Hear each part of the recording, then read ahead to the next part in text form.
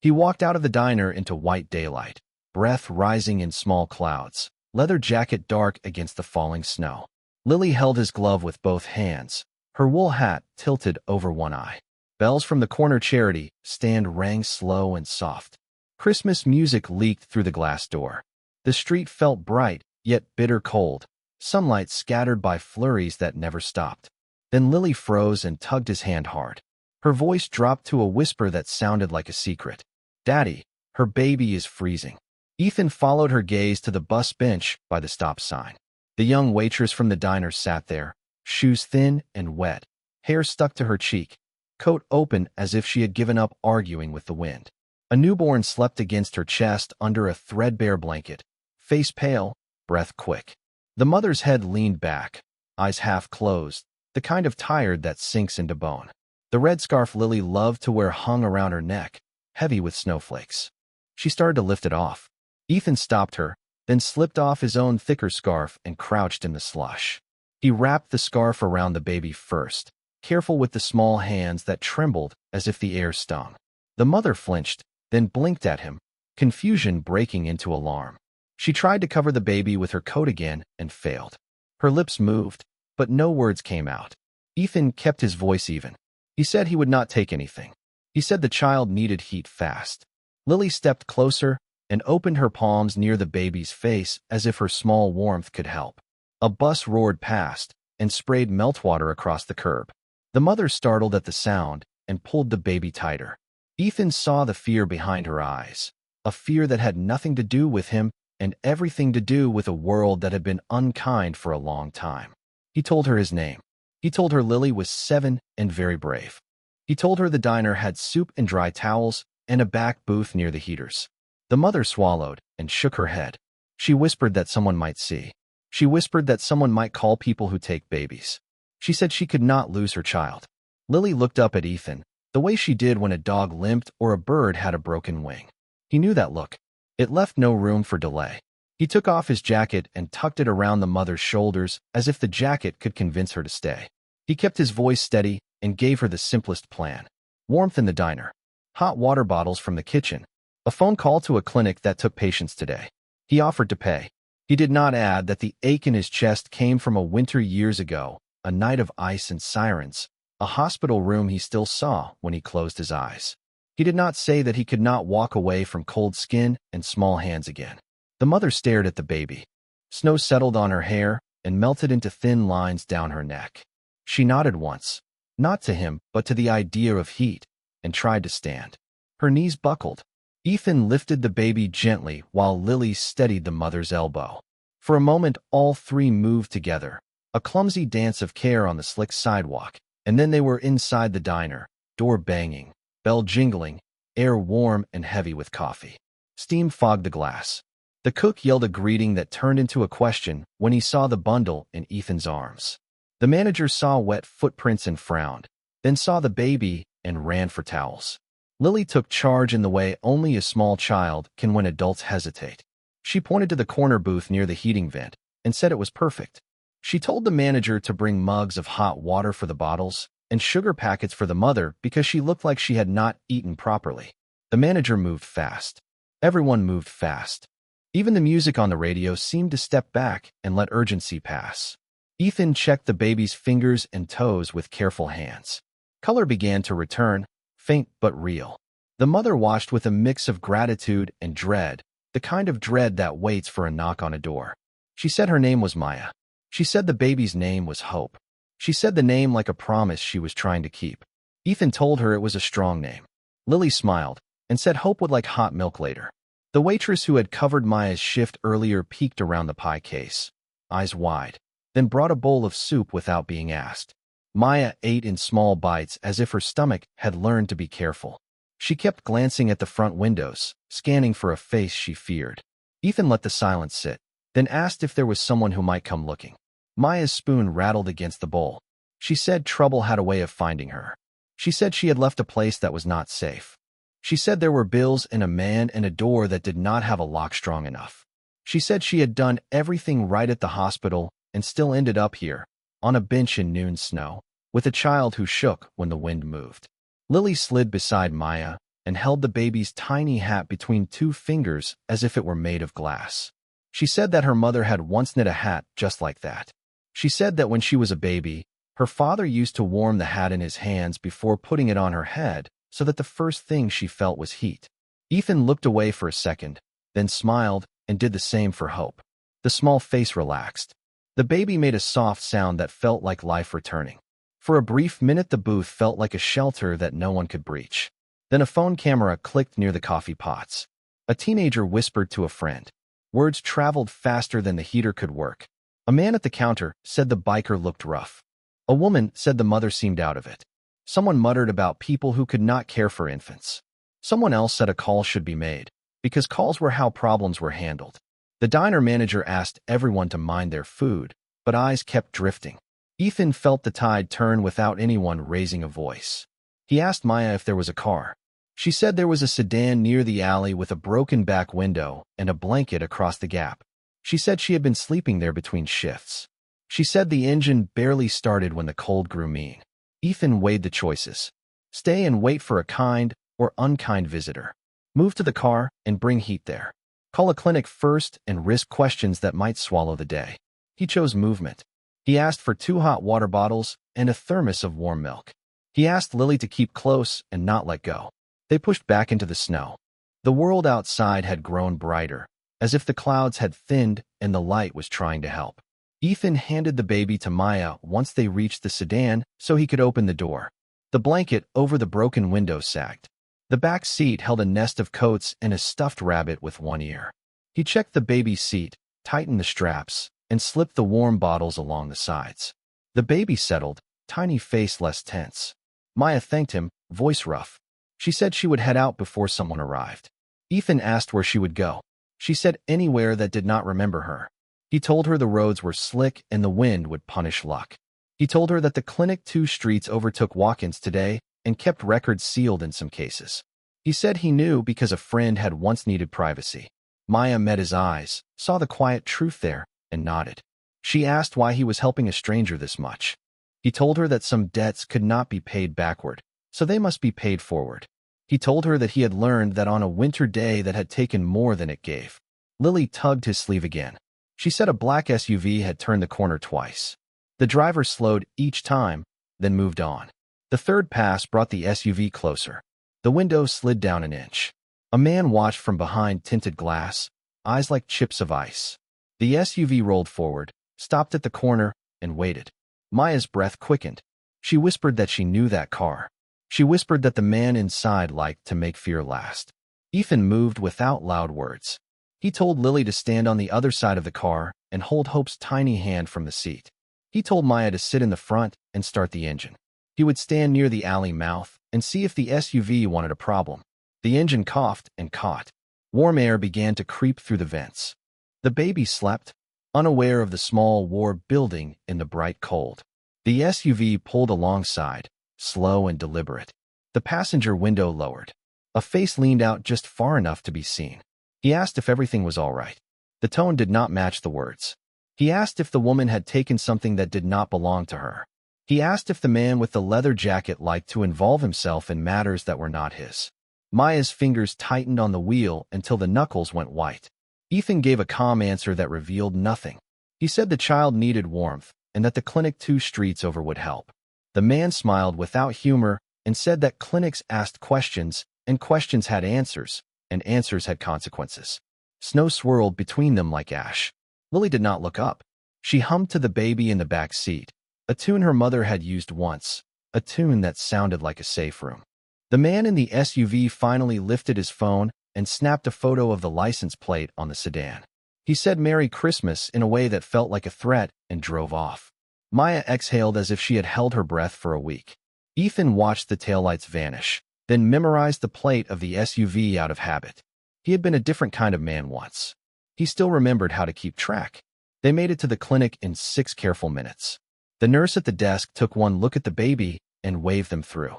A pediatrician warmed a small blanket in a microwave and wrapped Hope with the kind of skill that comes from long practice. A social worker stepped in with forms that felt heavy for such thin paper. Maya's hands shook as she took the pen. She glanced at Ethan, then at Lily, Then at the door, as if it might fly open. The social worker asked simple questions with a soft voice, the same soft voice people use before storms break. Name, address, contact person, any risk at home, any risk from others. Maya answered in fragments. The social worker wrote fast. Then she paused and said there was a report in the system with Maya's name linked to a male guardian who had filed a claim 2 days ago. The claim said the child was unsafe with the mother and should be placed elsewhere. Maya whispered that the claim was a lie. Her voice did not rise. It fell like a stone. The nurse looked at Ethan as if he might explain who he was. He kept his words short. He said he was a father who found a cold child on a bench and brought her to warmth. He said he had no other role. The nurse nodded, but the social worker made a call that traveled through hallways faster than legs could. Somewhere, a printer started. Somewhere else, a door opened. 2 officers walked in, coats dotted with snow. Not loud, not rude, just official in that way that makes everything feel smaller. The older one asked who had handled the baby on the street. Ethan said he had, because the child had been shaking. The officer asked why he had the baby outside at all. Ethan said the baby had been outside before he arrived. The younger officer glanced at Maya and then at the forms. He whispered to his partner. They asked for identification. Ethan gave it. They asked him to step aside for a few questions. Lily slid off the chair and stood between Ethan and the officers, chin up, small and fierce. She said her father had wrapped the baby in a scarf and brought her in. She said he had done what grown men are supposed to do. The older officer softened, just a little, but said they still had to take statements because a complaint had been filed by a male guardian who claimed interference. He read the name on the form. Maya closed her eyes. The clinic hummed with the sound of vents and distant voices. Snow kept falling outside, bright under a pale sun. The holiday lights across the street blinked in patterns that tried to cheer the day. The pediatrician kept working, steady and kind. The nurse handed Maya a cup of warm water. The social worker printed another page and clipped it to the stack. The officers waited. The clock on the wall ticked. Then a phone buzzed on the nurse's station. The clinic receptionist answered and listened, face draining. She looked up at the officers and then at Ethan. She said a call had come from a lawyer who claimed to represent the man in the SUV. The lawyer said the mother had abducted the child from a legal guardian. The lawyer said the biker had assisted. The lawyer said he wanted both held until a judge could sort it out. The room went silent in a way that felt loud. Ethan took one breath, slow and deep, and placed his hands where everyone could see them, calm in the face of a new storm. Lily held his sleeve tighter. Maya began to shake, not from cold this time, but from the shock of a world that kept rewriting the facts while the baby slept. Outside, a siren wailed far away and drew closer, a thin line of sound cutting through the Christmas Day light. The wail of the siren grew sharper as it neared the clinic. Snow fell in thick flakes that flashed red and blue in the lights. Ethan stood still while the officers spoke into radios. Lily pressed against his leg, trying to make sense of a world that punished help. The nurse whispered that the baby's temperature had stabilized. The social worker gathered her files, eyes lowered, as if paper could shield her from guilt. The door burst open. 2 more officers entered, heavier boots, colder eyes. The taller one read from a folded note. Ethan Cole, you are to be detained for questioning regarding interference in custody of an infant named Hope Miller. The name sounded wrong in their mouths, too sharp, too official. Maya gasped. The baby stirred. Ethan lifted his hands again, steady, saying nothing. Lily shouted that her father had saved the baby. Her voice cracked, but did not break. One officer asked a female paramedic to escort her away. Ethan's jaw locked.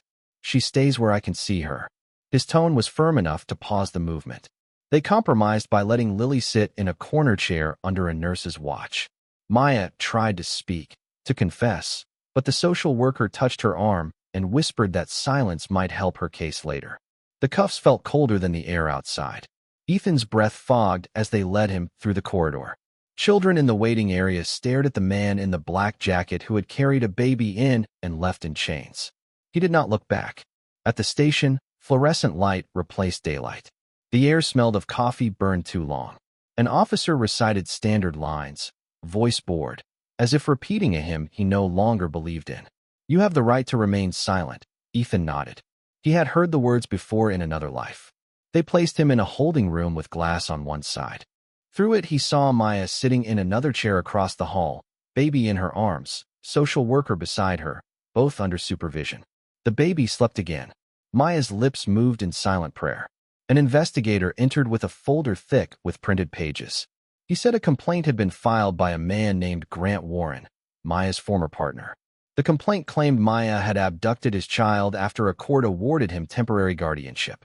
Ethan asked when that judgment had happened. The investigator said 2 days ago. Maya had not been present. A warrant for the baby's return was active. Ethan said he had no connection to either party. The investigator said intent did not matter when the act fit the definition. You took custody of an infant without legal right. I took a freezing baby off a street bench. Intent can be argued in court. He asked if they would let the mother explain. The investigator shrugged. She is not talking yet. Her lawyer will decide. Hours blurred. Paperwork multiplied. Outside, daylight faded to gray. Lily waited with a social services officer who tried small talk and cocoa packets. She refused both. She stared at the door where her father had vanished. By evening, Ethan's name appeared on the local news crawl. Motorcyclist arrested after altercation at clinic, infant safe. A photo of him holding the scarf flashed beside the headline. The story grew without oxygen. Comments online called him reckless. Some called him heroic. Others called him unstable. None knew his truth. Maya's silence broke after midnight. The investigator returned to Ethan's cell with new notes. She had said the biker had meant no harm. She had said he had helped. But she had also admitted that she had fled from a man with money and lawyers who could twist stories faster than wind turned snow. Her statement complicated the charge, not erased it. The district attorney wanted a quick hearing because the public had started paying attention. Ethan lay on the narrow cot and thought of Lily asleep in some foster office chair. He thought of the sirens years ago when paramedics had failed to restart a pulse that had mattered more than his own. He thought of how grief had driven him to ride endless miles until the roar of the engine dulled memory. He had promised never to get entangled again. Yet here he was, bound by duty he had not planned. Morning came pale and cruel. They moved him to the courthouse annex, handcuffs hidden by a coat, so cameras could not exaggerate. Reporters waited anyway. Flashbulbs blinked like frost lightning. Someone shouted, "Do you regret what you did?" He kept walking. Inside, a young public defender waited with a thin file. Her name tag read Sarah Hayes. She offered a quick handshake, eyes bright with exhaustion. "You are making headlines. They want this fast. Tell me exactly what happened." He recounted the bench, the baby, the scarf, the SUV. She listened without interrupting, pencil moving fast. When he finished, she leaned back and exhaled. "This is going to look bad until she testifies clearly. They will frame you as impulsive, possibly violent. Your record shows a bar fight 8 years ago. They will use it." He said truth would stand. She smiled sadly. "Truth stands only when it can afford a lawyer. Lucky for you, I work for free." The courtroom smelled of varnish and wet coats. The judge, silver-haired and thin-voiced, looked weary of miracles and tragedies alike. Grant Warren sat at the plaintiff's table, tailored coat, calm smirk. His lawyer, a man who looked sculpted from ice, presented documents establishing custody orders. He spoke of reckless interference, of endangerment through amateur rescue. He showed a photograph of Ethan holding the baby near the sedan, framed to suggest chaos. The crowd murmured. Sarah objected to the narrative. She called Maya to the stand. Maya hesitated, clutching a blanket. Her first words cracked, but did not fail. She told the judge that the biker had saved her baby from frost. She said the man she fled had struck her twice and would have done worse. She said she had not known a court hearing had been set because he had taken her phone. The judge asked for evidence. She had none except bruises fading under sleeves and fear that never did. The lawyer for Grant Warren produced hospital bills with his name, bank transfers showing support, text messages that sounded reasonable on the surface. The courtroom leaned toward him. Then Lily spoke. She had slipped through the door despite an officer's protest. Her voice echoed across benches too tall for her size.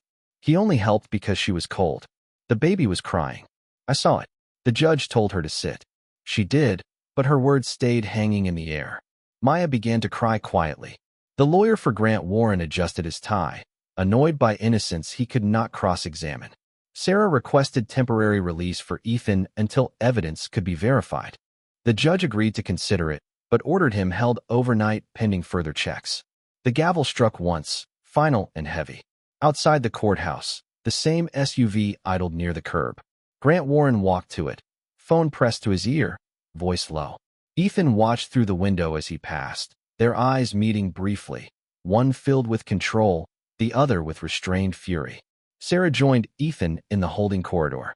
"You just looked at a man who buys outcomes," she said. "I have seen his type before. He funds campaigns. He expects verdicts like gifts." Ethan asked what came next. "I dig until something cracks. Maybe there is a record of violence. Maybe a hidden settlement. People like him leave stains they try to scrub with money." She paused. "Do you trust me?" "I trust effort." "Good. Because I am your only one right now." Night again. The courthouse emptied. Cleaning staff swept footprints from marble. Maya and her baby stayed in a women's shelter under police escort. Lily went home with Sarah, who promised to keep her safe until the morning. The world outside glowed with holiday lights that mocked the chill inside. Ethan sat on the bench in his cell, eyes fixed on the narrow window. Snow still fell. Somewhere out there, a child he had never meant to meet slept because he had refused to look away. Somewhere else, a man with power planned to twist that act into a crime. He closed his eyes for a moment. Memory slipped in. The laughter of his late wife when she first held Lily, the smell of peppermint and motor oil, the warmth that had once filled small rooms. He whispered words meant for no one. "Cold ends. It always ends." The lock turned. A guard opened the door. "Your lawyer pulled something. You are up again at dawn. Bail hearing." Ethan stood, steady now, ready for whatever stage the next lie demanded. He knew one thing. The truth had a way of surviving if someone kept breathing long enough to speak it. Dawn turned the courthouse steps into a sheet of glass. Salt crackled under boots. Reporters lined the rail with breath plumes and cameras ready, eyes fixed on the door that would deliver a man they had decided to label before hearing him speak. Ethan stepped out of the transport van with wrists free but posture straight, a guard on each side for optics.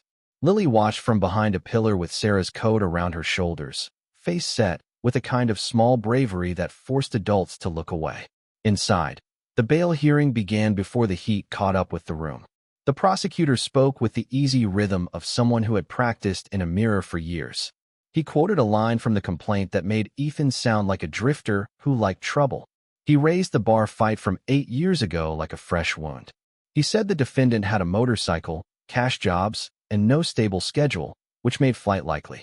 He glanced at the press row every time he landed a point, feeding a machine that never felt full.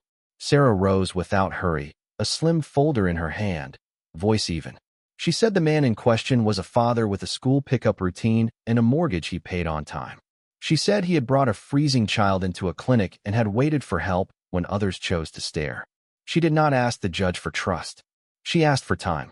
She asked that he be allowed to fight this case from home, where a 7-year-old could see her father eat breakfast and believe the world still made sense. The judge leaned back and tapped a pen against the armrest. Snow fell beyond the high windows, a soft reminder that the city outside wore the same weather no matter which side of the rail a person stood.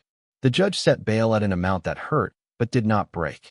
Sarah nodded once, already dialing a number that would turn a motorcycle into collateral. Ethan glanced at Lily. She did not smile. She lifted her chin and mouthed 2 words he read as "keep going." They moved to the next room for a scheduling conference. The prosecutor pressed for speed, citing risk to the child if the mother remained in unstable housing. Sarah asked for time to build a record. The judge landed between them and penciled in a probable cause hearing before New Year's Day, a pace that felt like a race staged on ice. The court recessed, the hall outside filled with microphones. A question flew. "Do you deny assisting a kidnapping?" Ethan looked at Sarah. She answered for him. He assisted life. The headline that afternoon cut her words into something neat and shallow. The network sirens rolled. Biker, baby, clinic, custody war. A split screen showed Ethan's face and a photo of Grant Warren in a tuxedo beside a donor wall at a hospital gala. A local panel discussed the hazards of vigilante acts during sensitive disputes. None asked why an infant had been shaking on a public bench on Christmas morning. The noise swelled and spread. Sarah worked through it. She printed records, filed motions, and charted names tied to Grant Warren. Campaign finance pages opened like doors with bad hinges. She circled a judge's fundraiser from last spring, a list of sponsors with familiar surnames. She did not say the thought out loud yet. She kept Lily at her office corner desk with cocoa and a blanket while she drafted language meant to punch above its weight. Lily drew a picture of a red scarf around a sleeping face and slid it towards Sarah without a word. The lawyer smiled and tucked it into a manila folder like a charm. Maya stayed hidden at the shelter under an alias no one believed for long. She fed Hope every 3 hours and counted each swallow like borrowed time. Silence had helped her survive in other rooms, but silence here gave the wrong side the floor. She pressed her forehead to the cradle rail and whispered that she would not let fear pick her words again. The next morning, the courthouse lobby felt like a train station too small for the crowd it had to hold. The probable cause hearing promised drama, and drama sold clicks. Ethan arrived in a dark suit that looked like a borrowed promise. He stood beside Sarah with his hands folded the way men fold hands at funerals when there is nothing left to fix. Lily sat behind them between two women from the firm who had cleared their plans just to stand guard with eyes. The prosecutor opened with a timeline. He pinned Maya to a pattern of missed rent, missed shifts, and missed messages. He painted Grant as a patient partner who had paid bills and waited until a safety plan failed. He called a clinic tech to confirm a phone call made by a lawyer from Grant's firm, the moment that had sent police to the door. Each piece clicked together like a lock being tested. The judge listened with fingers steepled, eyes on a middle distance that suggested conclusions had already formed. Sarah stood and cut sideways.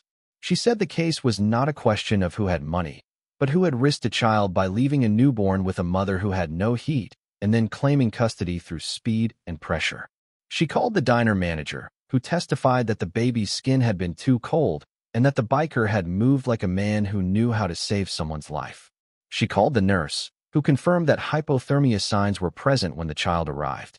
She called the social worker, who tried to balance policy with what her hands had touched, voice shaking as she admitted that fear had been in the room when a phone with money on the other end made demands that sounded like orders.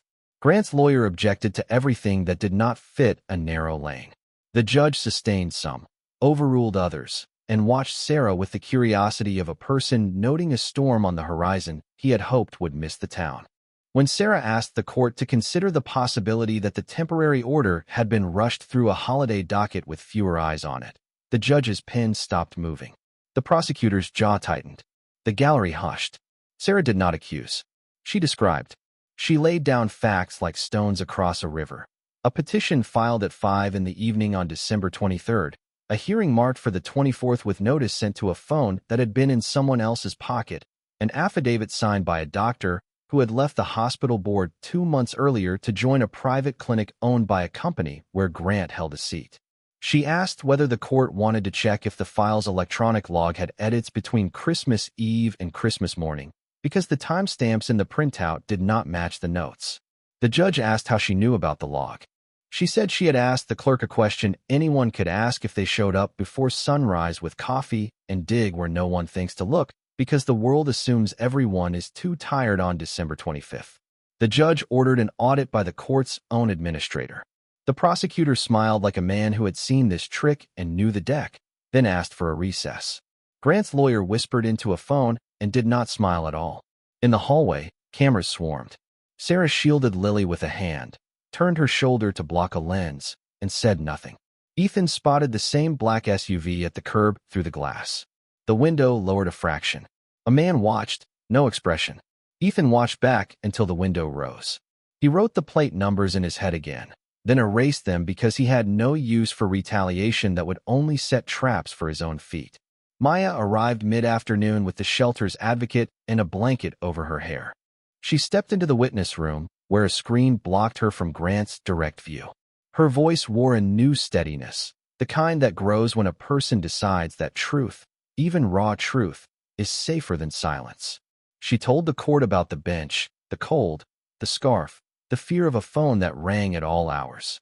She told the court about the night she had left, the suitcase she had not taken because a hand at her wrist had said no, the neighbor who had heard a thud and pretended it was the building settling, because holidays make cowards of good people who want dinner to remain warm.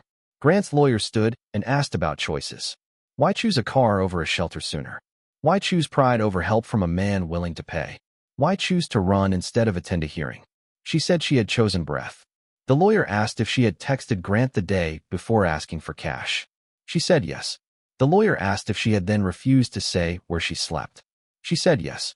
The lawyer spread his hands in a gesture meant to signal reason. He asked if it was not wise, then, for a court to place a child with the person who had heat and stable work. She looked through the screen and said that heat without safety is a slow prison. The judge called for the log audit results. The administrator, pale and careful, took the stand with printed sheets and a voice that knew this would be remembered. He said the electronic case file showed edits at 2 in the morning on Christmas Day. He said the edits added 2 paragraphs to the affidavit summary and changed one phrase from temporary visitation to temporary guardianship. He said the user ID attached to the edits belonged to a clerk who had resigned yesterday. The room changed temperature that moment without the vent moving. The prosecutor cleared his throat and asked for time to verify the chain. Grant's lawyer objected to the implication of tampering and suggested a glitch. Sarah asked the judge to preserve all logs, to bar any transfer of the child until a review, and to release Ethan with a formal note that he was not to be treated as a suspect in any further contact regarding the child. The judge rubbed his temples and agreed to the first 2, hedged the third, and said he would hold a special session the next morning with a senior jurist present. His voice had lost its earlier ease. He looked like a man who had followed a map and just discovered the river had moved. They spilled back into the hall. News alerts pinged on phones like static bursts. Words like edit, log, and holiday docket slipped into public speech. Grant walked toward the exit with his jaw set, phone to ear, gaze straight ahead. Maya breathed for what felt like the first time since snow had touched her shoes. Lily hugged Sarah around the waist with silent gratitude that adults had not earned but needed. That night, Ethan stood on his porch with Lily asleep inside and the wind speaking in old house sounds. He did not ride. He did not pace. He watched the street and let his body remember a state called still. He thought about the rules men like Grant followed, which were not written in books but in favors and dinners and small nods at banquets under strings of lights. He thought about a clerk who had walked away rather than answer questions about lines in a file. He wondered what pressure had pressed down on that person's chest until breath felt expensive. Sarah called near midnight. Her voice carried caffeine and purpose. She said a tip had landed on her desk from a nurse who had once worked with Grant's former partner at the private clinic. The nurse said a charity fund that paid for newborn supplies had a signature that did not match the ledger name. Small, almost nothing, but small things tumble bigger ones if placed right. Sarah would chase it at sunrise. She told Ethan to sleep if he could. He laughed once without humor and said he would try. She said she believed him. The line clicked off with a note of tired faith. Morning hit hard. The senior jurist who entered the courtroom wore the kind of presence that makes even confident lawyers sit straighter. He asked no small questions. He asked who had benefited from the edit, who had ordered a clerk to work at 2 in the morning on a holiday, and why a clinic doctor had signed an affidavit tied to a board seat with a financial link 2 degrees from the petitioner. He asked why an infant had been in the cold on a day when the petitioner claimed to be ready to provide full-time care. He asked if anyone had asked the mother why she had been on that bench. The silence that answered that last question felt like an admission. Grant's lawyer called for calm language and said the mother had mental strain that made her unreliable. Sarah stepped forward with a slim flash drive. She had sent a runner to the diner overnight. The security camera above the pie case had caught more than reflection. The video showed Maya barely able to stand and Ethan lifting the child with care, wrapping the red scarf, and speaking softly while the manager brought towels. No chaos. No threat. Just help. The jurist watched the clip twice and nodded as if it confirmed something he had hoped was still true about the city he served. The jurist ordered a temporary standstill on custody moves, compelled testimony from the clinic doctor, and referred the log tampering to internal affairs. He signed language that allowed Ethan to walk without conditions except one. He must not contact Grant or follow him, even if tempted. Ethan said he would not. He meant it, and did not at the same time, because meaning shifts when children shiver on benches and men smirk in SUVs. Maya left the building with hope tucked close and the shelter advocate at her side. Reporters shouted questions that sounded like accusations delivered as song. She kept moving. Lily ran to Ethan and wrapped her arms around his waist. He lifted her and felt the simple weight that reminded him why he had stepped forward in the first place. Across the street, the black SUV idled again. The window slid down a crack. A different driver sat behind the wheel now, eyes hidden by glasses that reflected the gray snow light. The message was the same. We watch. We wait. We have time. Ethan met the gaze, then turned away and walked toward the diner, where a manager with a kind face and a security feed would hand Sarah a copy of the video for safekeeping. Inside the warm air, Lily asked for pancakes because she believed that pancakes could mend mornings. Ethan said yes. Sarah slid into the booth with a notebook and a mind already 10 steps ahead. She said the jurist's order had bought them a window. She said windows close unless someone keeps a hand in the frame. Ethan said to tell him where to stand. She told him to stay public, stay calm, stay visible, because men who buy shadows hate daylight. Snow kept falling, softer now, as if the sky had decided to breathe with them instead of against them. The red scarf hung over the booth bench to dry. Hope slept against Maya's chest in the shelter across town, warm for the moment, while a file in a government office started to glow in all the wrong ways for all the right reasons. The city hummed with rumor and light. Somewhere, a clerk packed a bag. Somewhere else, a doctor rehearsed a line in a mirror and wondered if it would hold. On the street outside the diner, footprints crossed and recrossed, proof that strangers had chosen to walk toward one another instead of away. Snow turned to a fine powder that drifted sideways, bright in the streetlights, as Sarah spread papers across the diner table and drew a tight map with a pen that never paused. Names linked to dates, donations linked to board seats, signatures linked to edits made when the city slept. Lily watched quietly, chin on the table edge, eyes moving the way eyes move when they learn how power hides. Ethan drank coffee that had gone cold and tasted like resolve. Sarah marked the fundraiser entry again. The same surname threaded through the hospital gala, the clinic ownership, and a set of campaign checks that landed before spring. A clerk's user ID sat in the center like a burnt spot. She said the clerks who work holiday nights almost never touch custody orders without direction from chambers. She said that means someone above the clerk pointed. She did not say the judge's name yet. She knew a thing becomes heavier the moment it is spoken. Maya called from the shelter and kept her voice low. The advocate had moved her to a different room with a door that closed properly and a heater that worked. Hope slept with the red scarf folded at the foot of the crib like a promise. Maya said she felt like breath was possible for the first time in weeks. Then the line clicked once as if another ear had joined. Sarah told her to end the call and use the shelter desk later. Maya listened and hung up. Fear crawled back into the space warmth had just taken. By noon, the senior jurist's order began to ripple. Internal Affairs delivered sealed envelopes and requested interviews with anyone who had touched the file. The silver-haired judge from the earlier hearing closed his door and kept it closed. The clerk whose user ID sat in the log could not be reached. The phone at a small apartment rang without answer, then rang again, echoing in a room that smelled of coffee and dust. A neighbor saw a suitcase gone and curtains half open. Sarah walked Ethan through next moves with a speed that made time feel narrow. She would file to freeze all actions on related cases. She would request a subpoena of the doctor's financial disclosures. She would ask the jurist to allow a narrowly tailored question about the first judge's outside ties. Ethan nodded and kept his face still. Lily leaned over the table and pointed to a circle Sarah had drawn around a donor list. She asked why a hospital board member would care about where a baby slept. Sarah said some men collect lives the way others collect cars. It is about what they can show at parties. The truth hurt because it sounded simple. The black SUV idled again near the curb, engine low, window barely cracked. Ethan saw it in the glass reflection and chose to remain in the booth, a choice that felt like forcing a muscle to hold. He told himself daylight was a witness. He told himself patience was a tool. He told himself there were walls now that did not exist yesterday.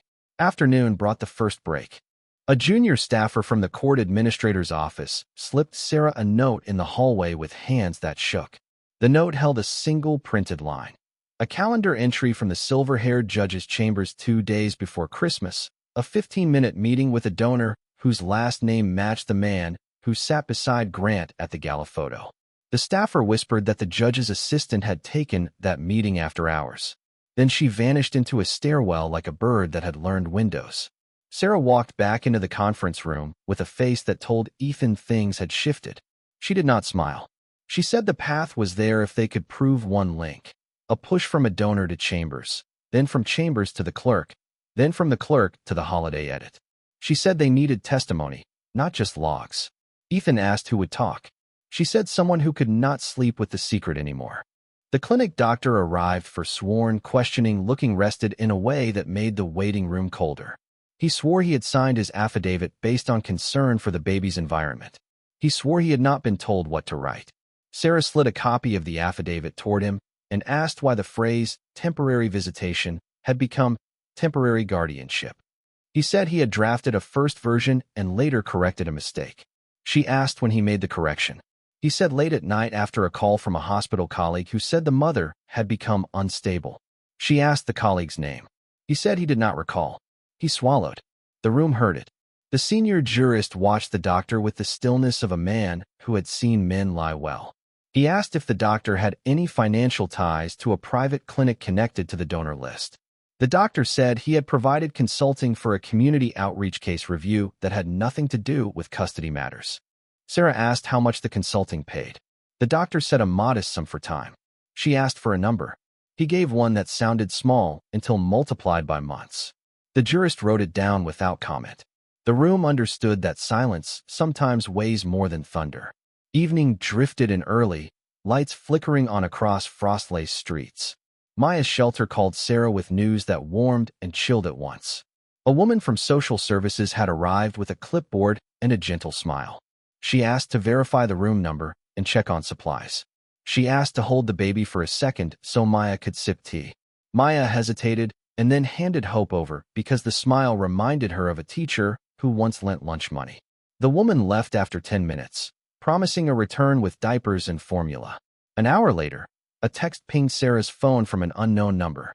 The text contained the shelter address with a time stamp and the words, "Transfer tonight. Bring the order." Sarah's brain moved faster than fear. She dialed the shelter. The advocate checked the building log and found the visitor had not been on the official list.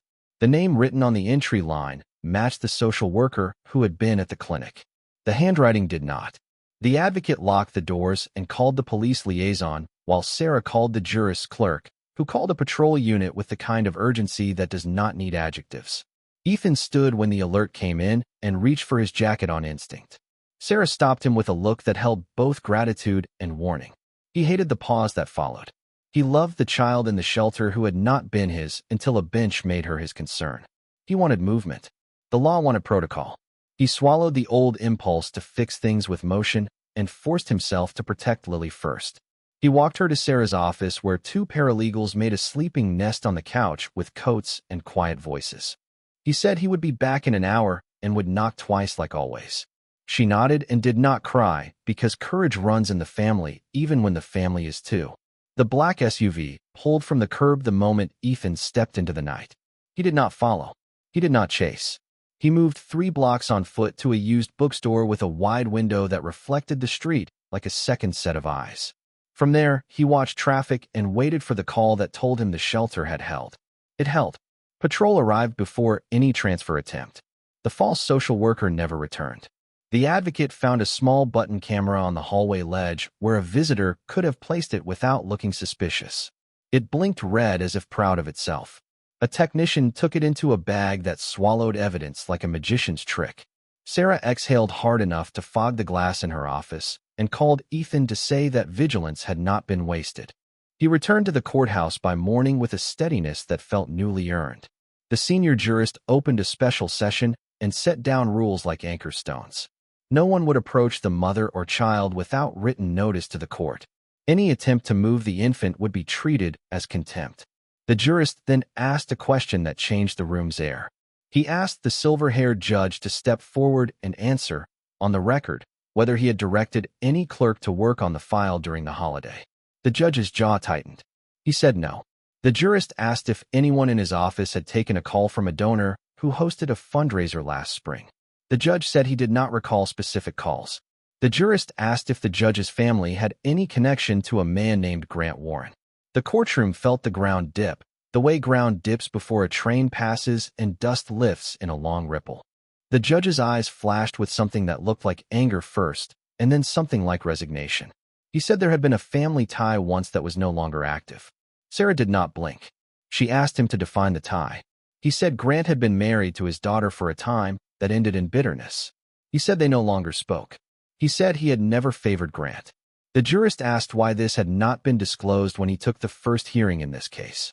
The judge said he had not connected the names quickly because of the holiday rush. No one believed him enough to relax. Grant's lawyer stood and attempted to shield the judge with a speech about respect for the bench. The jurist cut him off with a simple motion of the hand. Respect for the bench is built by the bench. He ordered the first judge recused from all matters touching the case. He referred the possible conflict and the holiday edit to a panel that does not accept invitations to parties. The gallery rustled with the sound of reputations moving. Relief rolled through Ethan and did not stop. Maya closed her eyes and pressed her lips to Hope's forehead, the single gentlest gesture a day like this had seen. Lily gripped Sarah's sleeve and whispered that some grown-ups told the truth even when it hurt them. Sarah nodded and kept her eyes on the jurist, who seemed older now and also stronger, as if truth built muscle in rooms that rarely see it. They stepped into the hall with the kind of quiet that follows a storm's first break. The black SUV did not wait at the curb. The glass doors reflected only the city and a sky that had turned a softer blue. For a fleeting minute, it felt as if the ground under their feet had chosen their side. Then the betrayal landed where no one had looked. The social worker from the clinic, soft voice, shaking hands, the one who had seemed torn by policy and compassion, walked down the steps with her coat tight and her gaze fixed on the middle distance. Sarah called her name. She flinched as if struck, then turned and met Sarah's eyes with a look that held apology and a strange calm. She said a man had promised to help her brother clear a debt if she made a call. She said she had only meant to verify a room number. She said she had not understood what would follow. She said she would testify now and take the consequence. Grant's lawyer appeared from behind a column, face set, phone to ear, voice low and urgent. The social worker saw him and straightened. She walked back inside toward the courtroom door with steps that sped up as if she feared her courage might cool if she moved slow. Sarah fell in beside her and asked if she wanted counsel. She said no. She said she had carried the wrong weight for 24 hours and wanted to set it down. Inside, the confession cracked like ice under a heavy boot.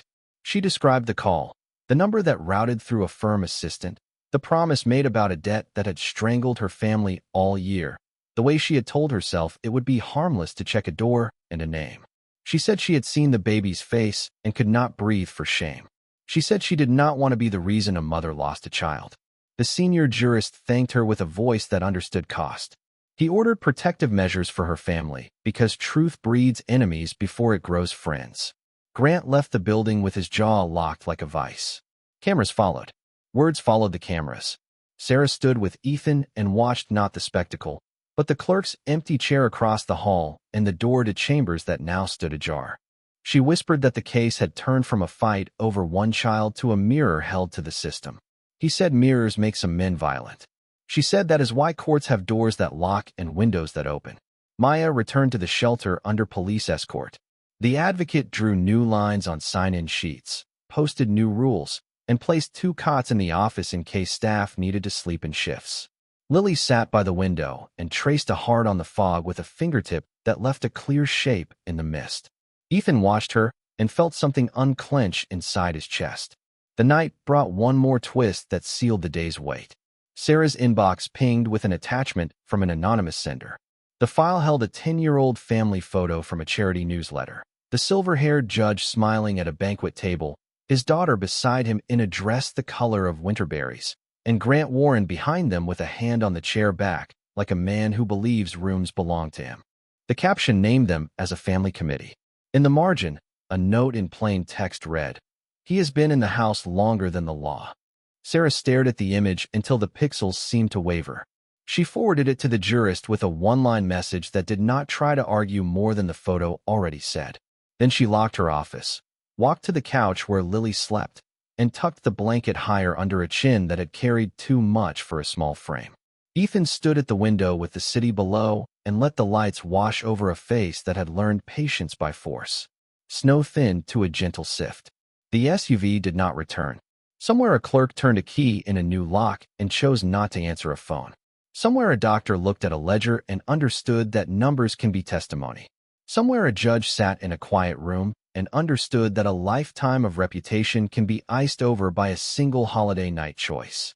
The world held its breath, and in that pause a plan began to form that would either end this or break it open so wide that even people at the gala would have to look down from their lights and see. The city slept under ice, but some lights never turned off. In an office high above the courthouse, Grant Warren poured bourbon into a glass he did not drink. The reflection in the window showed a man who had built everything by shaping other people's fear. He replayed the hearing in his mind and the look on the jurist's face when the photo appeared. He had lost control of the narrative. That, for him, was worse than prison. He called a number without looking. A voice answered, a voice trained to obey. The biker has to vanish from the story, Grant said. Not dead, not visible, discredited. He ended the call before the voice could ask how. Sarah drove with one hand on the wheel and the other on the file she would not let out of sight. The shelter's new address was still unlisted, but she knew Grant's network could reach through unlisted walls. The jurist had promised police oversight, yet promises meant little against men who could buy weakness. She parked 2 streets away and walked the rest, snow crunching under boots, her breath cutting through dark like signal flares. Ethan waited by the door with a baseball bat he had found in the supply closet. His eyes looked sharper, calmer, like a man who had decided there was no line between protector and criminal if the law failed again. He said nothing as Sarah entered. Maya sat near the heater, hair damp from a recent wash, hope asleep on her chest. Lily drew shapes in a fogged window, making the outside world look gentler than it was. The red scarf hung from a nail by the door. The room smelled of powdered milk, soap, and nervous peace. Sarah explained what she had learned. Grant's media team was spinning a new angle. Articles now called him a father unfairly attacked by activists. Anonymous sources had leaked claims that Ethan had once lost his temper during a custody dispute years earlier. The claim was false, but crafted to stick. Social feeds spread it faster than truth could run. Ethan leaned against the wall and asked the only question that mattered. How long before they knock again? Soon, Sarah said. But this time they will not wear badges. The first sign came before dawn. A van parked too close to the alley gate, headlights off, exhaust steady. Ethan stepped outside with his jacket unzipped, acting like a man taking out trash. The van's door slid open an inch, then shut again. He saw silhouettes, 2 of them, both watching. He walked back inside, pulse even. Move the child to the basement, he said quietly. The shelter had an old storage room used for food boxes. Maya obeyed, holding Hope tight, whispering to her about warm beaches and safe mornings. Sarah called the police liaison, who promised to send a patrol. None came. By sunrise, the van was gone, but a note sat wedged under the door. She was never yours to save. Sarah photographed it, gloved hands steady. They want you angry, she said. They want noise they can film. Maya broke down then. Not the fragile kind of tears that beg for pity, but the shaking kind that come when a person's endurance finally hits its wall. She said she had tried to be invisible her whole life, and now her invisibility had dragged others into her mess. Ethan knelt beside her and said the only truth that mattered. No one saves anyone alone. He meant it, but his voice carried a tremor. The memory of his wife's last night, sirens, ice, blood on gloves, haunted the edges of his patience. He looked at Hope and saw a second chance that life was too cruel to offer twice. By mid-morning, the courthouse received an anonymous email claiming Maya had planned the entire incident for media attention. Attached was a photo of her outside the diner, holding the baby and smiling faintly at Ethan. The caption read, "Actors in a pity play." Grant's lawyer filed an emergency motion to reopen custody based on new evidence of manipulation. Sarah saw the file land before the clerk did. She intercepted it with a procedural objection and bought 24 hours. She spent that night building a wall of facts, timestamps, surveillance footage, signed witness statements, all lined up like soldiers waiting for command. At the same time, Ethan packed a small bag with essentials, formula, a knife, a first aid kit. Sarah noticed. You planning to run? I am planning for what happens if the truth loses again. Running turns them into what they say you are. And staying makes us easy targets. Their argument was low but sharp, two people on the same side but standing on different cliffs. Lily woke during it and asked if they were leaving. Ethan said maybe. Sarah said not yet. The child nodded, trusting both, confused by both. The next day's hearing began late. Snow hammered the courthouse roof like drumming fists. Grant's lawyer entered with a smirk that smelled of confidence bought wholesale. He produced a witness, someone from the diner. The man claimed Ethan had argued with Maya before taking the baby outside. He described tension that had never existed. Sarah's cross-examination cut clean. She showed security footage frame by frame until the man's lie unraveled. The judge, new and stern, dismissed the testimony. But damage worked differently. Suspicion lingered in the air like secondhand smoke. Grant's side then leaked another photo. A close-up of Ethan's hand gripping the bat near the shelter window. Aggressive tendencies, the headline said. Reporters whispered even as proceedings continued. Sarah whispered back a single sentence that kept Ethan still. Let them exhaust themselves. The jurist recessed until morning. Outside, the snow had turned to freezing rain that hissed against coats. Sarah stayed to file motions. Ethan took Lily and Maya home. The streets looked empty but carried eyes. At the shelter, the lights flickered twice, then died. The generator kicked in with a groan. Ethan moved fast, first to the window, then to the door. The handle was cold but dry. He felt the air pressure shift, someone outside. He signaled to Maya to stay back. Lily crouched near the crib, whispering to Hope. The baby stirred but did not cry. Ethan opened the door a fraction, enough to see movement, a shadow that stepped forward with slow confidence. It was not the van men. It was the silver-haired judge. His face was pale, his eyes hollowed by sleeplessness. He said, "They will destroy me and take her anyway." Ethan did not move. "Why come here?" "Because they made me part of it long before you arrived." He handed Ethan a flash drive and a plastic bag. "Proof," he said. "Transactions, messages, approvals. But you must take it to someone who will live to use it." "I will not." Before Ethan could ask what that meant, the judge stepped back into the snow, walked toward the street, and vanished behind the glare of headlights. A car door slammed. Then silence. Sarah arrived 15 minutes later to find Ethan staring at the empty road. He showed her the drive. She plugged it into her laptop under the dim light. Folders opened one by one. Donations from Grant's accounts to shell companies tied to the judge's relatives, payments to clerks, falsified entries marked holiday override. It was a roadmap of rot. Sarah said quietly, "If this is real, tomorrow changes everything." Maya asked the question everyone feared. "And if they make sure tomorrow never comes?" Ethan looked at Lily, then at Hope. "Then we make sure today matters." At dawn, Sarah met a reporter she trusted from an independent outlet, the kind too small to buy, but too persistent to silence. She handed over copies of the files with one condition: nothing published until she confirmed safety. The reporter agreed and drove away, tires skidding on ice. Back at the courthouse, the day started with chaos. News had leaked from somewhere else. A story claiming the judge who recused himself was under investigation for taking bribes. The same story named Sarah as a defense operative who fabricated evidence. Her phone rang nonstop.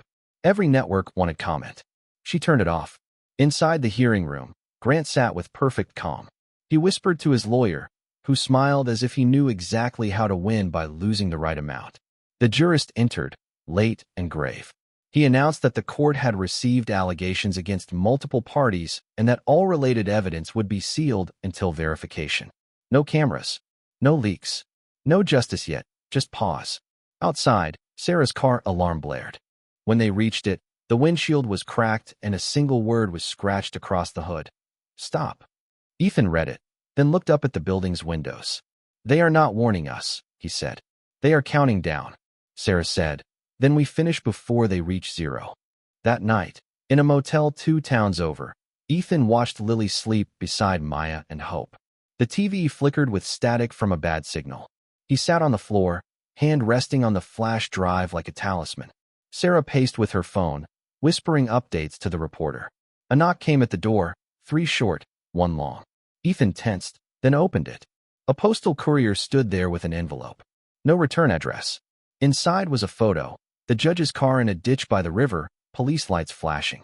The note beneath said, "Your proof drowned with him." Sarah dropped into a chair. The flash drive suddenly felt heavier than metal should. Ethan looked at her. "Then they do not know we made copies." She stared at him. "You made copies?" He nodded once. "3.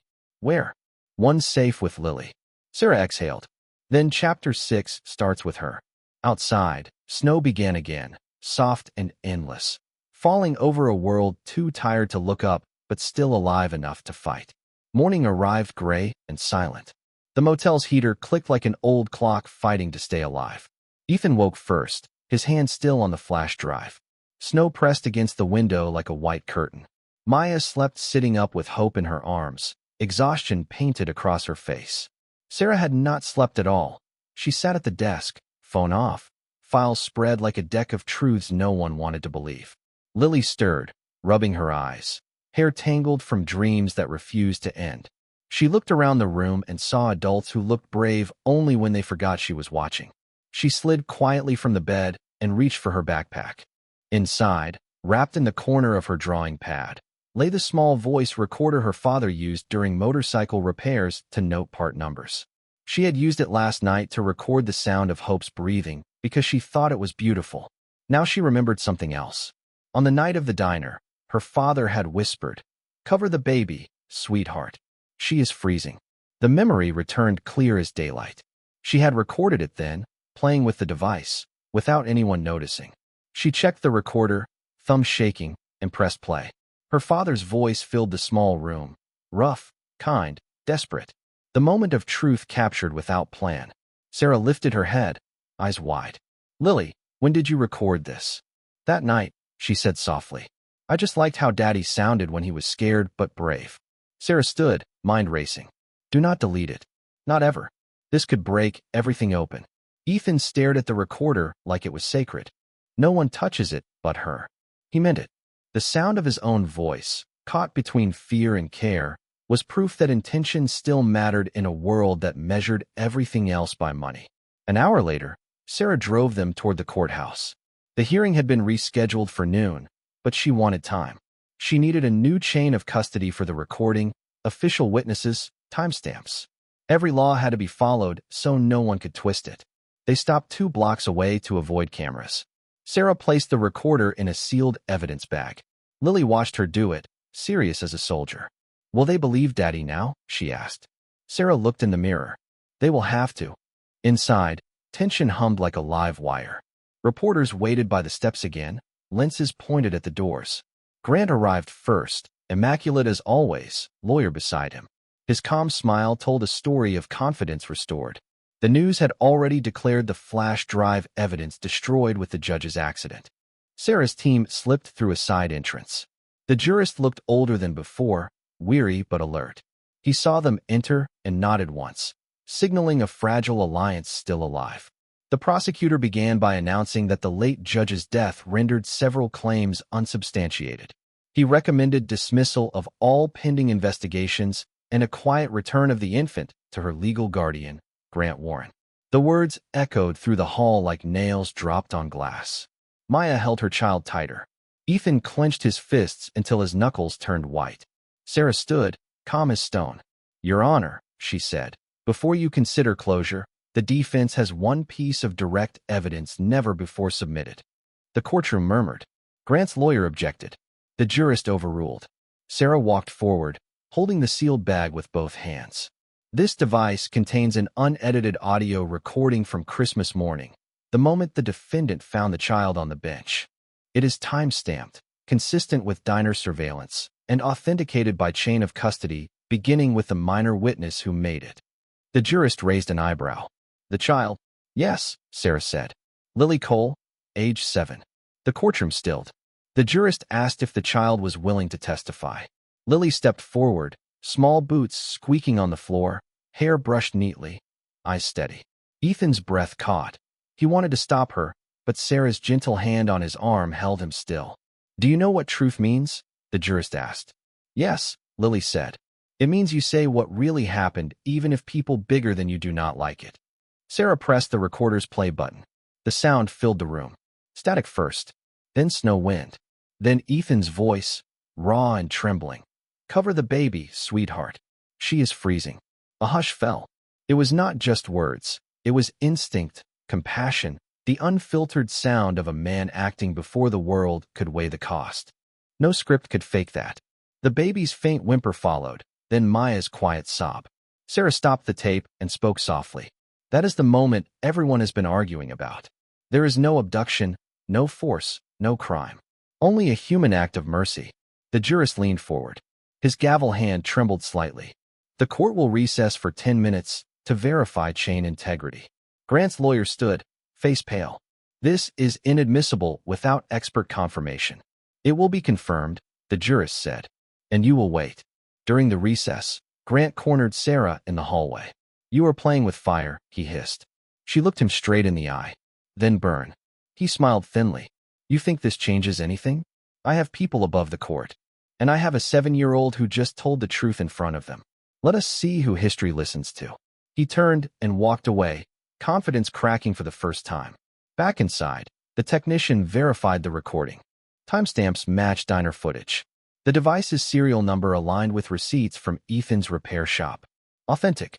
Untouched. The jurist returned to the bench. "This recording validates the defense narrative. The alleged interference was a rescue. The petitioner's claims relied on falsified documents and manipulated witnesses. Case dismissed. Custody of the child returns to the mother. And Mr. Cole," he paused, looking directly at Ethan, "this court owes you an apology." Applause broke despite protocol. Maya wept silently. Ethan's head dropped, relief washing through him like thaw after endless winter.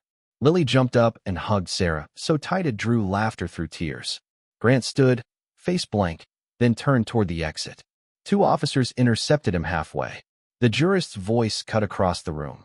"Mr. Warren, you are to remain available for questioning regarding evidence tampering and the late Judge Preston's death." The doors closed behind him. Justice, for once, refused to look away. Outside, snow had stopped falling. The city looked washed clean, even if everyone knew dirt hides under white. Reporters swarmed, microphones flashing, voices overlapping. Sarah shielded Lily while Ethan spoke once, his words steady and final. "I did not save anyone. We saved each other." Maya stood beside him, hope in her arms, the red scarf around the baby's shoulders. Cameras caught that moment and turned it into something the world wanted to believe again. That compassion could still win a war built on lies. By evening, every news channel replayed Lily's recording. Headlines shifted. Child's voice clears biker father. Public outrage flipped sides. The governor announced an inquiry into judicial misconduct. Sarah received 100 calls from firms offering partnership. She turned them all down. "I do not want a promotion," she said. "I want sleep." Weeks later, Christmas lights returned to the diner windows. The same booth where the story had begun waited, warm and simple. Ethan sat with Maya and Lily, hope asleep in a cradle beside them. The manager brought cocoa and smiled like he had been waiting for this ending too. Ethan touched the scarf on the table. "This started everything." Maya smiled, and ended something worse. Sarah joined them, hair down, eyes softer now. "You two are officially free." Grant's accounts froze. The investigation will bury him deeper than he ever thought possible. Ethan asked, "What about the clerk, the doctor, all of them?" "They will face it," she said. "But tonight, you face peace." Lily raised her cup. "To hope," she said. They all repeated it, "to hope." Outside, snow began again, quiet and forgiving. The diner sign flickered red and gold. The world kept moving, slower, kinder. When the night deepened, Ethan stepped outside alone for air. He looked at the road where it had all begun, the bench now clean, the bus stop repaired. For a long moment, he said nothing. Then he whispered the same words caught on that recorder weeks ago. "Cover the baby, sweetheart. She is freezing." But this time, it was not a warning. It was a prayer that the world had finally heard. Dawn on Christmas morning looked like forgiveness painted in white. Frost rimmed every window of the courthouse, softening the stone that had witnessed too much noise. Sarah walked beside them carrying a single folder, thin and final. The courtroom felt different. Fewer cameras, fewer whispers, more air. The senior jurist presided again, reading from papers that trembled slightly in his hands. He looked at Ethan, then Maya, and said what everyone already knew but needed to hear. After full review of evidence, verified testimony, and the audio recording presented by the minor witness, this court formally clears Ethan Cole of all charges. The petition by Mr. Grant Warren is dismissed with prejudice. Custody of the child remains permanently with her mother, Maya Miller.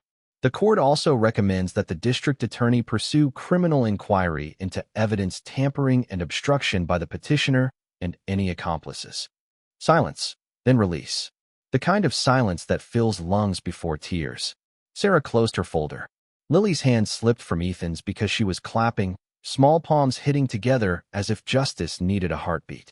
Grant was not there. His lawyer sat alone, pale, signing withdrawal forms. Rumors said Grant had left the city overnight, his accounts frozen, his friends pretending they had never known him. The system that once fed on his donations had learned to chew its own tail. Reporters waited outside, but the jurist asked them to give the family 10 minutes before the doors opened. He stepped down from the bench and, breaking every rule, shook Ethan's hand. "You reminded this room what intent looks like," he said.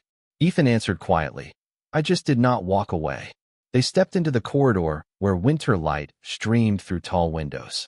Maya stopped and pressed her forehead to the glass. Snow drifted past, each flake a tiny forgiveness falling on a world that had nearly swallowed her. She turned to Sarah. "What happens now?" Sarah smiled, weary but real. "Now you start over. The rest of us clean up the mess." Ethan reached for Lily, lifting her high until she laughed loud enough to echo down marble walls. Hope stirred and yawned, a sound too small to hold the weight it carried. Downstairs, a janitor turned up a radio. News anchors spoke of the Christmas verdict, the story of the biker, the waitress, and a baby who became a symbol. Hashtags bloomed like wildflowers. Politicians promised reform. People who had never met the family sent letters that began with the same line. "You reminded me why kindness still matters." Outside, cameras flashed again, but this time the noise felt different. Reporters asked about redemption, about what Ethan would do next. He said he would fix bikes, raise his girl, and keep a spare blanket in the saddlebag just in case. Maya thanked the shelter staff by name, refusing to vanish into anonymity again. Sarah gave a brief statement about truth being slower than lies, but louder in the end. Then she turned the microphones off with a polite smile that told them the story was over. A choir sang from across the square, children in red coats, carols rising through the cold. Lily pulled Maya toward the sound, skipping. For a second, the world looked like it remembered how to be gentle. Later that morning they met at the diner. The same booth, same heater humming. The manager had kept the red scarf framed above the counter with a note that read, "Christmas Hope 2025. The coffee tasted less bitter. Sarah lifted her mug in a quiet toast. To ordinary people who refused to look away. Maya laughed softly. To extraordinary luck. Ethan shook his head. Luck had nothing to do with it. People did. He took out a small envelope and slid it across to Sarah. Inside were 3 photos. Lily in the snow, Maya holding Hope, and the courthouse steps empty after the verdict. "For the record," he said. Sarah looked at them for a long time. Records fade. Stories do not. The afternoon brought one last tremor from the past. A courier delivered a sealed package addressed to Sarah Hayes. No sender listed. Inside lay a flash drive identical to the one that had started it all, and a short handwritten note. "I did not drown. Some things deserve witnesses. P." The signature, just an initial, belonged to the silver-haired judge presumed dead. Sarah stared at the note, heartbeat rising. She plugged the drive into her laptop. Files appeared. Internal memos, bank transfers, recordings of phone calls between Grant Warren and senior officials. Enough to shatter what remained of the old machine. She looked up at Ethan. "He is alive." Ethan nodded once. "Then the story is not finished." She smiled. "Maybe not. But your part can rest." She sent the contents anonymously to the press, then closed the laptop with a final click that sounded like a door locking behind a nightmare. Night fell early. The city glowed under strings of light that looked like hope stitched across sky. Ethan rode his motorcycle for the first time in months. Lily in the sidecar wrapped in blankets. Maya, behind him, holding Hope. The engine's hum felt like a heartbeat returning after a long sleep. They rode through streets that had once judged them, now cheering quietly from windows. They stopped on the hill overlooking the river. The bridge lights shimmered on the black water. Ethan killed the engine, letting silence settle. He lifted Lily from the sidecar and set her down in the snow. She pointed toward the city. "Daddy, look, it is glowing." He smiled. "That is what truth does when it finally gets out." Maya leaned her head on his shoulder. "Do you think it stays this way?" He thought about it, then answered, "Not forever, but long enough for her to grow up believing it can." Hope made a small sound, a coo like wind through bells. Lily laughed, catching snowflakes on her tongue. Sarah watched from her car parked a distance away, engine off, pen in hand. She scribbled the last line of the case report she had been writing for herself. Sometimes justice arrives wearing a child's voice. She closed the notebook, started the car, and drove toward the courthouse where the world would start another day of laws and compromises. Behind her, the hill glowed faintly under moonlight, 3 silhouettes standing together against the cold. Midnight crept in quietly. The diner lights dimmed one by one until only the framed scarf shone red in the dark. Outside, a gust of wind carried laughter across empty streets. It sounded like memory, but felt like promise. Somewhere across town, Grant Warren sat in a cell under temporary hold, staring at a TV that replayed his own downfall. The headline read, "Christmas verdict inspires legal overhaul." He muttered once, "They will forget." But he was wrong. Some stories outlive the people who fear them. At home, Ethan laid Hope in her crib, adjusted the blanket, and turned off the lamp. He watched her tiny chest rise and fall, slow and certain. Lily slept curled on the couch, one arm over a stuffed rabbit that had survived the entire storm. Maya stood by the window, eyes on the street where fresh snow erased all tracks. "We finally stopped running," she whispered. Ethan nodded. "Now we build." She turned and smiled, the kind of smile that carries tomorrow inside it. He walked to the window and looked out one last time. The city was quiet. No sirens, no shadows. Only the hum of heaters and distant bells from the midnight mass. Christmas morning had arrived, clean and whole.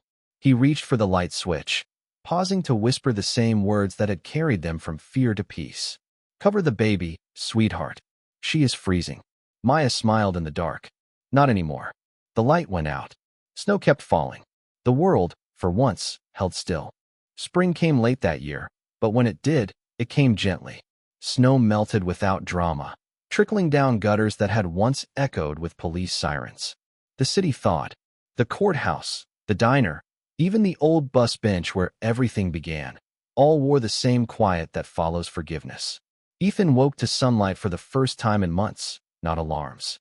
He brewed coffee in a kitchen that finally smelled like peace. Maya sat by the window, Hope on her lap, showing her the world outside. Lily ran from room to room, her laughter scattering the last ghosts of winter. Every sound felt earned. The newspaper on the counter carried a small headline beneath bigger wars and politics. Corruption network exposed. Former judge and businessman face sentencing. Ethan folded the paper and slid it aside. The story no longer belonged to them. It belonged to the world that had needed to see it. Maya caught his gaze. "It is over now," she said softly. He smiled. "No, it is beginning." The diner reopened its renovated wing in May. The manager had kept his promise. The red scarf hung in a frame near the register, labeled "The Day Kindness Won." Customers touched the glass before leaving tips. A local reporter filmed a short piece there, interviewing the staff, ending with a shot of the booth where everything had started. For a moment, the screen showed Ethan, Maya, and Lily sitting there again. No longer fugitives, just a family eating pancakes. The clip went viral again, not for drama, but for warmth. People wanted reminders that good endings were still possible. Sarah visited that day, dressed casually for once. She slid into the booth and smiled. The appeal for Grant was denied. He pleaded guilty to evidence tampering. 2 years minimum. Maya's face tightened. 2 years. Sarah nodded. Enough to ruin his career forever. Not enough to balance the scale, but the scale is heavier now on the right side. Ethan poured coffee for her. "You should have taken that firm's offer." She laughed. "And miss free pancakes for life? Not a chance." They all laughed then, the kind of laughter that has space around it. By summer, Ethan had reopened his motorcycle shop. The sign outside now read Coal and Hope Garage, painted by Lily in big, uneven letters. Business grew fast. People came not just for repairs, but to meet the man from the story. He hated the fame, but loved the community. He hired 2 veterans from the shelter program to help. Men who knew what it meant to be judged too early and forgiven too late. Maya found work at a bakery. She brought home the smell of sugar and yeast every evening, filling the house with sweetness instead of fear. Hope grew fast, chubby hands, steady eyes, a smile that could undo any tired day. She had become a symbol without knowing it. The child who once froze now taught everyone how to thaw. Sometimes, reporters still called.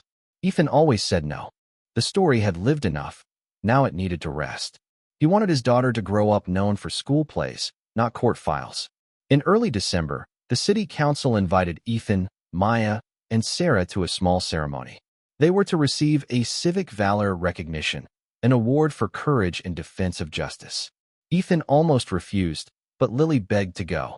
"I want to wear the red scarf," she said. So they went. The hall was modest. The jurist from the case attended, his hair thinner, but his eyes bright.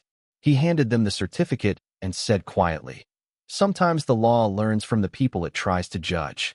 Ethan shook his hand. "Then maybe we are even," he replied. Cameras flashed, but this time the attention felt safe. Sarah gave a short speech that ended with the line everyone would remember. "If a child can tell the truth without fear, then maybe grown-ups can, too." Applause filled the hall. Lily stood on a chair to clap harder.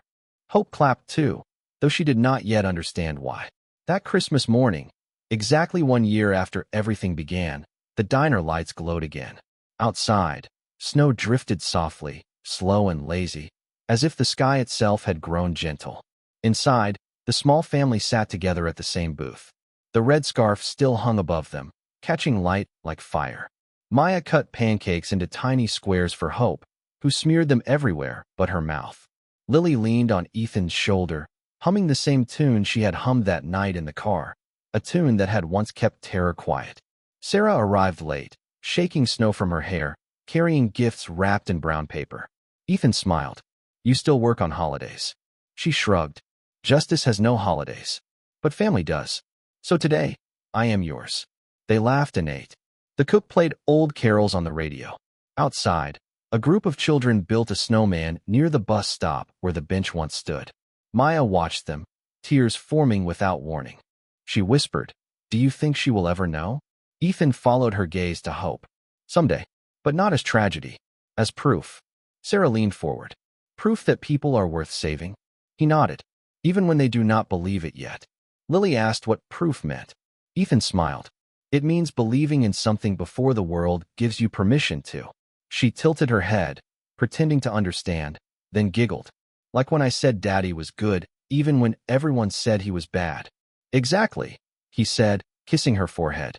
Later that evening, they walked home through falling snow. The streets sparkled under lamplight. Maya carried Hope wrapped in the red scarf. Lily skipped ahead, leaving small footprints. The world felt rewritten.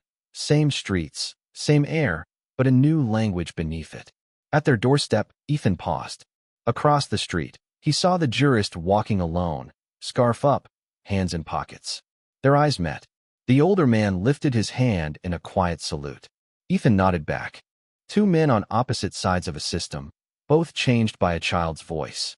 Inside, the house smelled of cinnamon. The fireplace burned low. Ethan sat by the flames, Hope asleep in his arms. Maya rested against his shoulder, her hair catching firelight. Lily lay on the rug, sketching with crayons. The drawing showed 4 figures under falling snow, a biker, a woman, a little girl, and a baby. Above them, she had written, in uneven letters, "We are safe now." Ethan stared at it, heart swelling in his chest. He remembered the cold bench, the cuffs, the courtroom, the tape, the river, every scar, every fear. And now this, the same world, but with peace instead of punishment. Maya whispered, "You never told me why you stopped that night. You could have driven on." He thought about it, then said, "Because I heard Lily say, her baby is freezing." And something inside me answered. Maya smiled, tears glinting. "What did it say?" "That no one gets left in the cold again." A knock came at the door. Sarah stood outside with a single envelope. "It arrived at my office today," she said. From him. Inside was a postcard. The photo showed the same river where the judge's car had been found. On the back, in the same neat handwriting as before, were 4 words: "Justice is not over." Sarah folded the card and smiled. "He is out there somewhere, cleaning what we could not." Ethan said, "Then maybe this is how justice survives, hand to hand, until someone finishes the work." She nodded. "Keep the child's recording safe. Someday, she will want to hear her own bravery." She left quietly, disappearing into the snow. Near midnight, Ethan stepped outside again. The city lights flickered far below, reflections dancing across wet rooftops. He took a deep breath, tasting cold and calm together. For the first time, he felt no guilt for surviving, only gratitude for what survival had built. Inside, Lily stirred and mumbled in her sleep. Hope cooed softly. Maya turned over and whispered his name. He smiled, whispering back, "Go back to sleep." He glanced once more at the world outside. The bench now replaced by a Christmas tree planted by the community, its lights blinking red and white. Children had tied mittens and scarves to its branches for anyone in need. One of them was the red scarf, the same one that had started everything. Ethan watched it flutter in the wind and whispered the words that had followed him through snow, through pain, through redemption. "Cover the baby, sweetheart. She is freezing." He looked up at the sky and added softly, "But not anymore." The wind quieted. The house behind him glowed warm through the windows. Inside was laughter, breath, and new beginnings. For the first time, the man who had once been judged learned how to rest. Christmas lights flickered across the glass like stars learning how to smile again. Somewhere deep in the night, a choir sang faintly from the church bells downtown, notes of peace carried on cold air. The world, for now, was safe.